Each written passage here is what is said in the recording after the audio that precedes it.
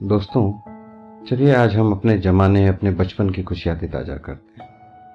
हमारे ज़माने में साइकिल 3 चरणों में सीखी जाती थी। पहला चरण कैंची, दूसरा चरण डंडा, तीसरा चरण गद्दी।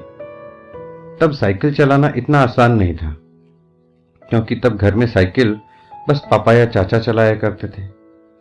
तब साइकिल की ऊंचाई 24 इंच हुआ करती थी, जो खड़े होने पर हमारे कंधे के बराबर आती थी। ऐसी साइकिल से गद्दी चलाना मुनासिब नहीं होता था। कैंची वो कला होती थी जहां हम साइकिल के फ्रेम में बने त्रिकोण के बीच घुसकर दोनों पैरों को दोनों पैडल पर रखकर चलाते थे। और जब हम ऐसे चलाते थे तो अपना सीना तान कर टेढ़ा होकर हैंडल के पीछे से चेहरा बाहर निकाल लेते थे और ट्रिंग ट्रिंग करके घंटी इसलिए बजाते थे ताकि लोग बाग देख सकें कि लड़का साइकिल दौड़ा रहा है। आज की पीढ़ी इस एडवेंचर से महरूम है।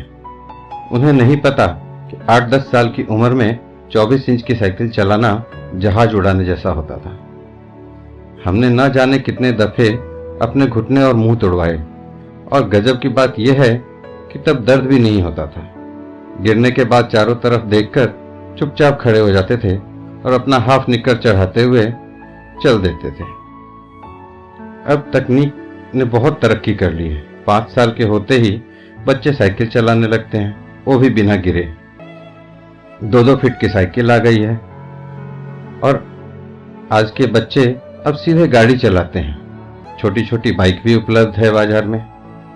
मगर आज के बच्चे कभी नहीं समझ पाएंगे कि उस छोटी सी उम्र में बड़ी साइकिल पर संतुलन बनाना जीवन की पहली सीख होती थी, जिम्मेदारियों की पहली कड़ी होती, जहां आपको यह जिम्मेदारी दे दी जाती कि अब आप गेहूं पिसाने लायक हो गए हैं। इधर से चक्की तक साइकिल डुगराते हुए जाइए और उधर से कैंची चलाते हुए घर वापस आइए।